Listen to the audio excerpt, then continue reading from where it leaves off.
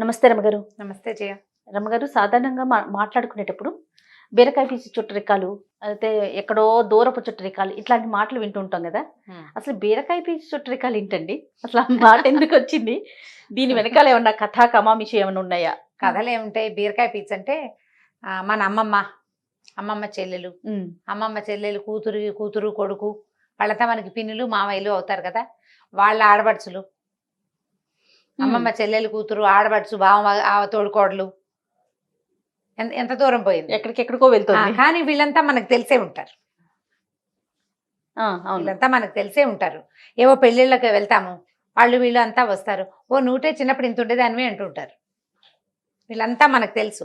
ఇప్పుడు ఇదివరకట్లాగా ఏంటంటే మనం గుంపులతో బాగా పెళ్లిళ్ళలో కలిసేటప్పుడు అందరినీ చుట్టాలు, మా వైపు బలగం చాలా పెద్దది. బలగం పెద్దదంటే మన బలగానికి మన ఇంట్లో డజన్ మంది పిల్లలు ఉండడం, వీళ్ళందరికీ భార్యలు, వాళ్ళందరికీ అన్నదమ్ములు, అదే కాదు, చిన్నమ్మమ్మలు, చింతాతయ్యలు, పెద్దాతయ్యలు, మామయ్యల తోడల్లుళ్ళు, మేనత్తల తోడుకోడళ్ళు, వీళ్ళందరినీ కలుపుకునేవాళ్ళం.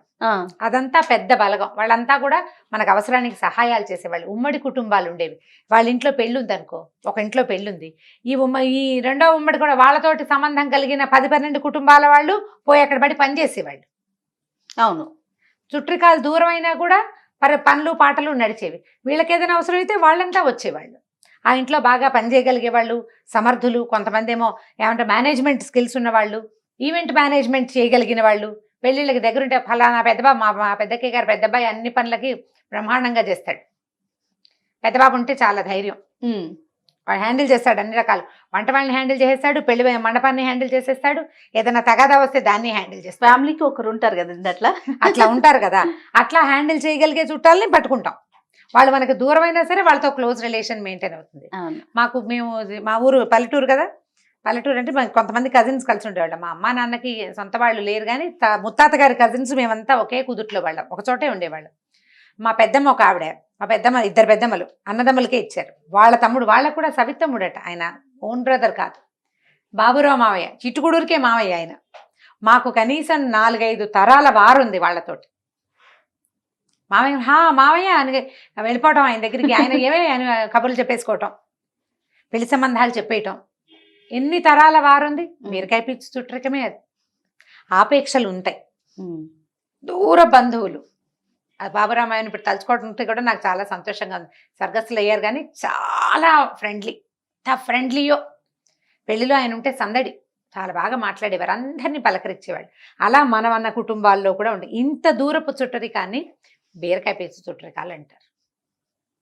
మన కుదురుని, మన మొదలుని వెతుక్కోవటం, దానికి ఈ బీరకాయ పీచులు చాలా హెల్ప్ చేస్తాయి. నిజమండి, అది తెగదు. బీరకాయ పీచు తెక్కండా ఉంటుంది, దాని సంతోషం వస్తుంది. బీరకాయని ఒలిచామనుకో, దాని మొదలు ఒక దారం ఉంటుంది, అది ఇలా ఇలా ఇలా ఇలా అల్లుకుంటూ చివరి దాకా వస్తుంది. దీని మొదలు కనుక్కోలేం మనం, అల్లికగా ఉంటుంది. కావాలంటే ఎండిన బీరకాయలు, నేతి బీరకాయలతో ఒళ్ళు తోముకునే అలవాటు ఉన్నాళ్ళు, బీరకాయ పీచుతో బాడీ స్క్రబ్గా పనిచేస్తుంది. అవును, అలవాటు ఉన్న వాళ్ళు చూడండి, ప్రయత్నం చేసి. అసలు దాన్ని విడదీయలేమన్నమాట. అలా విడదీయరాని సంబంధాలు కలిగి ఉండటాన్నే బీరకాయ పీచు చుట్టరికం అంటారు. ఎక్కడదో బీరకాయ పీచు అంటే దూరం అని చెప్పటం, కానీ వదలలేమని చెప్పడం అన్నమాట. వదలలేని, వదిలించుకోలేని సంబంధం అది. వాళ్ళతోటి ఏవో కొన్ని ఎమోషన్స్ కలిసి ఉంటాయి. వాళ్ళు ఏదో ఒక సందర్భంలో మనకు సహాయం చేసి ఉంటారు. మనం ఇదివరకు చిన్న ఊళ్ళ నుంచి పెద్ద ఊళ్ళకి వైద్యాలకు వచ్చేవాళ్ళు, పెళ్లి సంబంధాలకు వచ్చేవాళ్ళు. ఈ ఊళ్ళో పెళ్లి సంబంధం చూడాలంటే ఇక్కడ మన చుట్టాలు ఉండదు, ఇలా బీరకాయ పీచు చుట్టరికం వాళ్ళ ఇంటికే వెళ్ళి మా పిల్లకి ఫలానా సంబంధం చూస్తామంటే వాళ్ళ ఇంట్లో ఉండి ఆ పూట వాళ్ళు కూడా మనతో పాటు ఆ పెళ్లి సంబంధానికి వచ్చి వాళ్ళు మనకి క్లోజ్ అయిపోలా. మన పిల్ల పెళ్లినాడు హెల్ప్ చేసిన వాళ్ళు మనకి క్లోజ్ కాదు, ఎప్పటికీ గుర్తుంటారు. ఒక అనారోగ్యానికి ఇక్కడ ఏదో అప్పట్లో ఉస్మానియా హాస్పిటల్లోనూ అక్కడ నిమ్స్లోనూ చూపించుకోవడానికి తిరిగేవాళ్ళు. ఈ ఊళ్ళో దూరపు చుట్టాలు ఉన్నా సరే వాళ్ళ ఇంట్లో ఉండి, హాస్పిటల్లో ఒక మనిషి ఉంటే ఇక్కడ వీళ్ళింటో పొద్దున్నే స్నానం చేసి బాకులు, అప్పుడు ఇంతంత అవసరాలు ఏమున్నాయి, అంత అన్నం పెట్టించుకున్న పేషెంట్ కోసం పోయేవాళ్ళు ఉస్మానియాకి బస్సుల్లోనే. అప్పుడు ఇంత కార్లా, ఇంత ట్రాన్స్పోర్టేషన్ దాకెందుకు రమ్మగారు, మొన్నటి వరకు కూడా మనం ఇరు రాష్ట్రాలు విడిపోక ముందు ఈ పాస్పోర్ట్లు కానీ వచ్చినా మనలాంటి ఇక్కడ ఉండే వాళ్ళ ఇళ్లలో ఉండేవాళ్ళే కదా. ప్రతి పనికి మనం ఈ బీరకాయ పీచు చుట్టరికాల్ని ఇది వరకు వాడుకునేవాళ్ళు. ఇప్పుడు ఏమయ్యామంటే మనం ఫస్ట్ కజిన్స్ ని కూడా మర్చిపోయే దుస్థితిలోకి వచ్చాం మనం. ఎస్, దాన్ని కాపాడుకోవాలి కదా. 100%. మీకు మాకు చుట్టరికం ఏమిటంటే చుట్టరికం ఉండక్కర్లా, మనమంతా ఒక ఊరి వాళ్ళం, ఒక కుదుట్లో వాళ్ళం. మనం ఒక కుదుట్లో వాళ్ళం అని చెప్పుకుంటాం కదా ఆ మాట. మన తాతలు ముత్తాతలు అన్నదమ్ములు వాళ్ళది మంది ఒకే ఇంటి పేరు. అవును, వాళ్ళు ఎవరో మనకు తెలీదు, కానీ వాళ్ళు మనవాళ్ళేనన్న భావన ఉంటుంది. అవసరమైతే సహాయం చేసుకుంటాము, దానికోసం ప్రయత్నం చేయాలి కదా. అయితే దీన్ని మనం తెలుగులో బీరకాయ పిచ్చి అంటామా, బాదరాయణ సంబంధం అంటారు. ఓ, ఇప్పుడు బీరకాయ పిచ్చి సంబంధం లాంటిది బాదరాయణ సంబంధం. ఇప్పుడు బీరకాయ పిచ్చికి మనకి ఎక్కడో ఒక సంబంధం ఉండాలి కదా, బాదరాయణ సంబంధానికి ఎక్కడా సంబంధం ఉండక్కర్లేదు, చాలా పెక్యులియర్ సంబంధం చెప్తారు. ఆ కథ చెప్తాను. ఓకే అండి. ఒక ఆయన బండి వేసుకుని ఓ ఊళ్ళోకి వెళ్ళాడు.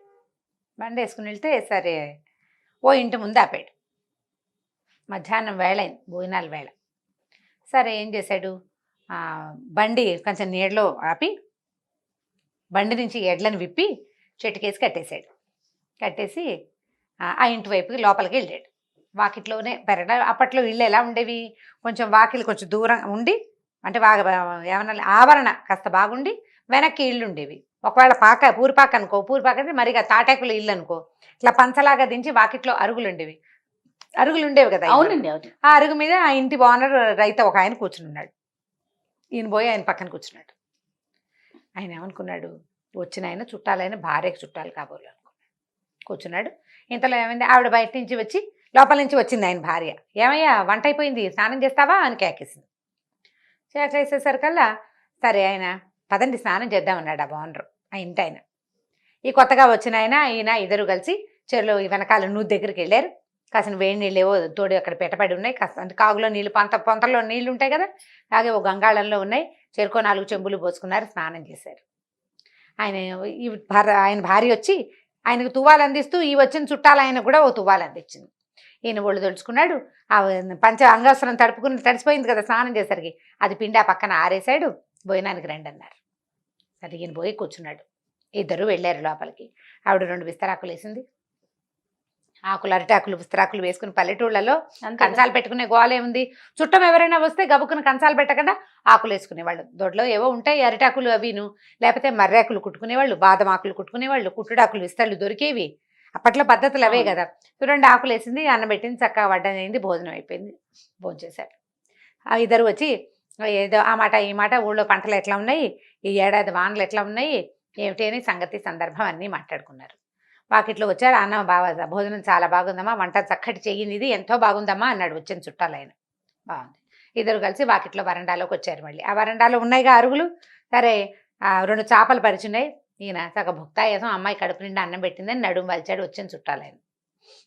ఇంటి ఆయన కూడా మరి మధ్యాహ్నాలు భోజనాలు చేసి కొంచెం సలబాటు వేళ అయ్యేదాకా కాస్త నడుము వాలుస్తారు. ఈయన కూడా ఇంకో చాప మీద ఉరిగాడు. 4:30, 5 అయింది. ఇద్దరు 1 గంట అరగంట నిద్రపోయారు. కాస్త చిన్న కునుకు తీశారు. ఇంటి ఆవిడ కూడా లోపల ఎక్కడో కునికేసినట్టుంది, బయటికి రాల. ఇద్దరు లేచి కూర్చున్నారు. కొద్దిగా ఆ మాట ఈ మాట లోకాభిరామాయణం మాట్లాడుకున్నాక మరి నేను బయలుదేరతా అన్నాడు వచ్చిన చుట్టాలు ఆయన. అప్పుడు ఈయన అడిగాడు, అంటే ఎవరని అడగలేదు కానీ, జ్ఞాపకం రాలేదు కానీ, ఇంతకీ మీరు మా ఆవిడకి ఏమవుతారు అని అడిగాడు. ఈయన ఏం చెప్పాడంటే, మీ ఆవిడకి ఏమవను, మీకు ఏమవను అనేసరికి ఇంటి ఆయనకు అర్థం కాలే. ఈ ఏమీ అవ్వని వాడు మన వాకిట్లో కూర్చున్నాడు, మన పరెట్టో స్నానం చేశాడు, నువ్వు దగ్గర ఇంటి ఆవిడ పొట్టిస్తే తినేశాడు, మధ్యాహ్నం చాప మీద కునికేశాడు, ఎండవేళప్పుడు వచ్చింది చూడటం. మీరెవరు ఏమిటని అడగకూడదు, అట్లా రండి భోజనానికి అనాలి, భోజనం చేసేయాలి. మీ దొడ్లో మంచి రేగి చెట్టు ఉంది కదా అన్నాడు. అవునండి, మీ ఇంట్లో రేగి చెట్టు ఉంది, నా బండి చక్రాలు రేగి చెట్టు చెక్కతోటి చేశాం. అలాగా మీకు నాకు బాదరాయణ సంబంధం ఉందండి అన్నాడు. బదరి వృక్షం అంటే రేగు చెట్టు. రేగు చెట్టు చెక్కతోటి బండి చక్రాలకి మధ్యలో ఇరుసులు వేస్తారు. మీకు నాకు బాదరాయణ సంబంధం ఉంది. మధ్యాహ్నం భోజనాలు వేళకు వచ్చాను, చక్కగా అన్నం పెట్టారు, అన్నదాత సుఖీభవ, వెళ్లే దారిలో ఎప్పుడైనా అవకాశం ఉంటే సావకాశంగా మళ్ళీ కలుసుకుందాం, వెళ్ళొస్తానన్నాడు. ఆయన నిర్ఘాంతపోయి చూస్తూనే ఉన్నాడు. ఈ బాదరాయణ సంబంధం పెద్ద మనిషి బండికి ఎడ్లు కట్టాడు, వెళ్ళొస్తాను నమస్కారం అని వెళ్ళిపోయాడు. చాలా బాగుంది. మనకి సంబంధం ఉండాలే కానీ, మనం ఉంచాలని అనుకోవాలి కానీ, ఏ చిన్నదాన్నైనా కలుపుకోవచ్చు. చూడండి అసలు మన తాత ముత్తాతల నాటి కజిన్స్ కూడా, ఇప్పుడు నేను ఏ అమెరికావో ఆఫ్రికావో వెళ్ళాను అనుకుందాం, మా ఇంటి పేరు ఎస్టీజీ వరదాచార్యులు గారు మనవరాలని నేనని చెప్పాను. ఎస్టీజీ వాళ్ళ మాకు చుట్టాలండి అన్నాడు ఆయన. ఎవరో నేను ఆయన చుట్టం అయిపోలేదు. ఆయన మొహం, ఆయన మా తాతగారి మొహం కూడా చూసుంటాడు. అవును, తాతగారి మొహం కూడా చూసి ఉండకపోవచ్చు, మేము ఎవరమో ఆయనకి తెలుసు, కానీ ఆ పేరు ఆయనకి తెలుసు. పలానా ఇంటి పేరు అని చెప్తే చాలు కదా మనకి. ఏ ఊరు, ఎక్కడ, ఏమిటి, ఓహో ఆ వైపు అండి, అలాగా మేము ఎస్టీజీ వాళ్ళవేనండి. ఆయన మేము కనీసం 20 తరాల గ్యాప్ ఉంటుంది. ఇంటి పేర్లు మారవు కదా, మనం ఒకటి. ఎస్టీజీ ఇంట్లో పుట్టిన ఆడపిల్లలు వేరే సంబంధాలు చేసుకున్నప్పటికీ ఆ ఎస్టీజీలో ఉండే వాళ్ళకి తప్పకుండా అక్క చెల్లెళ్ళు మేనత్తలు అవ్వాల్సిందే కదా. అంతేగా, రక్త సంబంధం ఉన్నట్టే కదా ఎంతో కొంత. దాన్నే బీరకాయ పీచు చుట్టరికం అంటారు. బాగుంది. మన వాళ్ళని వీళ్ళు మన వాళ్ళు అని భావించటమే చాలా ప్రధానమైనది జయ. ఇప్పుడు మనం దాన్ని కోల్పోయాం. అవును, ఈ కథకి బాదరాయణ సంబంధానికి బీరకాయ పీచు చుట్టరికానికి పెద్ద సంబంధం లేదు. నువ్వు వదిలిపెట్టేదలుచుకుంటే పక్కన ఉన్నదాన్ని కూడా కట్ చేసి పారేస్తావు. వాడెవడో నేనెవడో అంటావు. నువ్వు పట్టుకోదలిస్తే సంబంధికుల్ని వదిలేస్తున్నావు. నువ్వు పట్టుకోవాలనుకుంటే ఇట్లా మీ ఇంట్లో రేగు చెట్టు ఉంది, మా బండికి ఉన్న కర్రలు రేగు చెక్కవే, కాబట్టి నీకు నాకు బాదరాయణ సంబంధం ఉందని సంబంధాన్ని కలుపుకోవచ్చు. మనుషుల్ని కలుపుకుని పోవాలి. మన తత్వాన్ని బట్టి, మన మనసును బట్టి ఆధారపడి ఉంటుంది. కలుపుకుపోవాలి. అప్పుడే మనిషి సంఘజీవిగా ఉంటాడు.